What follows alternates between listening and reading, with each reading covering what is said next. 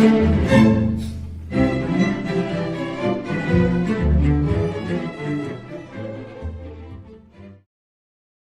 jóvenes y señoritas, ¿cómo están ustedes? Espero que bien. Esta es la segunda clase que vamos a tener por este medio. El tema de hoy es el número 4, que titula Socioeconomía Boliviana. En este tema veremos antecedentes históricos de los recursos naturales como la plata, estaño, petróleo, el caucho, como también algunos conflictos bélicos causados por estas riquezas. Bueno, en orden cronológico vamos a tocar este tema. Vamos a comenzar con la plata.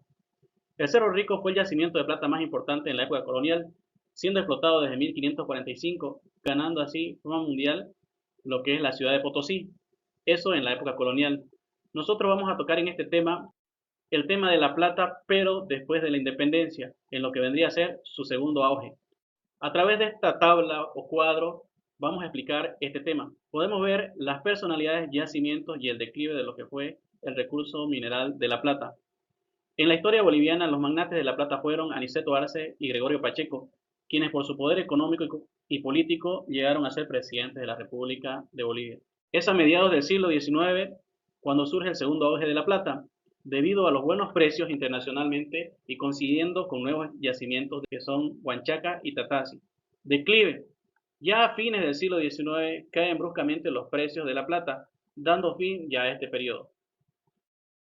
Bueno, aquí lo que vamos a ver es un cuadro de la época colonial del Cerro Rico de Potosí, y en la parte superior podemos ver una fotografía tomada en el 2018, donde se trataba la noticia de los hundimientos que había sufrido en su interior en el año 2010 y en el año 2017, hundiéndose 60 metros, ¿no? Donde decidieron empezar a controlar más el trabajo en el Cerro Rico para evitar que este pierda su forma cónica y representativa.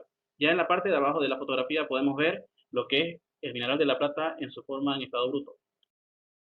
Ahora vamos a hablar de lo que es el auge del estaño, que sucedió casi inmediatamente después del declive de lo que fue el periodo de la plata. Las personalidades del estaño. En la historia boliviana, los magnates del estaño, o mejor conocido como los varones del estaño, fueron Simón Patiño, Mauricio Hochschild y Víctor Aramayo. De estos tres, el más importante viene a ser Simón Patiño, porque producía casi el 50%, mientras Mauricio Hochschild solamente el 24% y Carlos Víctor Aramayo el 6%. Los yacimientos. Tras la caída de la plata se le da importancia al estaño debido a los buenos precios internacionalmente y a sus múltiples usos, industrial y bélicamente. Bélicamente, ¿por qué? Porque ya estaba empezando lo que era la Primera Guerra Mundial. Los yacimientos. La Salvadora, Catavi, Yayagua, siglo XX, Uncía y Guanuni. Nacionalización. Se nacionalizan las minas tras la Revolución de 1952.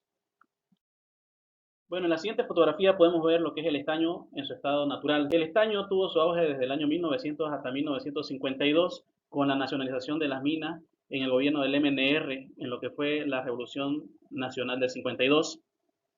Una historia cuenta que una mañana de 1900, Simón Patiño y su esposa escucharon gritos de sus trabajadores diciendo haber encontrado una veta de plata. Cuando Simón Patiño estaba yendo hacia la veta, en su mente él decía que no sea plata, que no sea plata. ¿Por qué? Porque la plata había tenido una caída en los precios. Grata fue su sorpresa cuando encontraron lo que es una veta, pero de estaño, cuando los precios estaban en su mejor momento. Y esa fue la famosa veta importante llamada la Saladora. Ahora vamos a hablar sobre el petróleo y sus inicios de explotación en nuestro país, además de las causas de la Guerra del Chaco.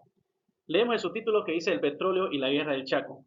En 1920 se concesiona a empresas extranjeras para búsqueda de petróleo en cercanías del Chaco Boreal. Es así que la empresa Standard Oil lo encuentra en el campo de Bermejo y se inicia con lo que es la explotación del petróleo. Esto se detiene por cuestiones de la Guerra del Chaco, que se da desde 1932 hasta 1935. Esta es una guerra con el Paraguay que tiene como causas factores limítrofes que involucran yacimientos petrolíferos. Bueno, terminando la guerra, el presidente David Toro decide nacionalizar la Standard Oil en 1936. Esto debido a la negativa de entregar combustible al ejército boliviano. Y así se crea lo que es YPFB, que significa Yacimientos Petrolíferos Fiscales Bolivianos, que viene a ser el que administra, explora y controla lo que es los hidrocarburos en nuestro país. Ahora veremos tres oportunidades donde Bolivia nacionalizó los hidrocarburos. La primera nacionalización se hizo durante el gobierno de David Toro, que fue un hito importante porque fue la primera vez que un país nacionalizaba una empresa transnacional. La segunda nacionalización se hizo durante el gobierno de Alfredo Bando, que fue una medida impulsada por el ministro de Minas y Petróleo, el desaparecido Marcelo Quiroga Santa Cruz. Y la última viene a ser la tercera nacionalización durante el gobierno de Juan Evo Morales Saima. Aquí veremos sobre la goma y la castaña, además de la guerra del Acre. A finales del siglo XIX e inicio del siglo XX tiene mucha importancia la goma o caucho para la industria automovilística con la fabricación de las llantas. Podemos ver a mano izquierda un árbol de caucho de donde se está retirando lo que es la resina. El gobierno decide crear un puerto aduanero en el Acre boliviano, que no fue bien visto por los brasileños que estaban establecidos y poblaban en alejada, escalando el roce hasta la declaración de la guerra con el Brasil, que duró desde 1899 hasta 1903, terminando con la entrega del territorio denominado el Acre a través del Tratado de Petrópolis. La goma tuvo declive porque los ingleses robaron semillas y crearon sus propios recursos de caucho en sus colonias en la India, Ceilán, Malasia, afectando la producción nacional como también la de Perú y Brasil. Bueno, ahora vamos a hablar sobre lo que es la castaña o nuez del Brasil. Es un fruto que se exporta con gran demanda a países europeos porque posee grandes propiedades. Actualmente en Bolivia hay 20 procesadoras de castaña. Estas están en el departamento de Pando, Beni y el norte de La Paz. Bueno, jóvenes y señoritas, de esta manera hemos llegado al final de este video educativo. Nos vemos en las clases al vivo el día miércoles. Les dejo aquí una tareita para que ustedes puedan realizarla desde la comodidad de su casa. Si tienen alguna pregunta, el día miércoles me la hacen para que le podamos responder ya con un poco más de tiempo.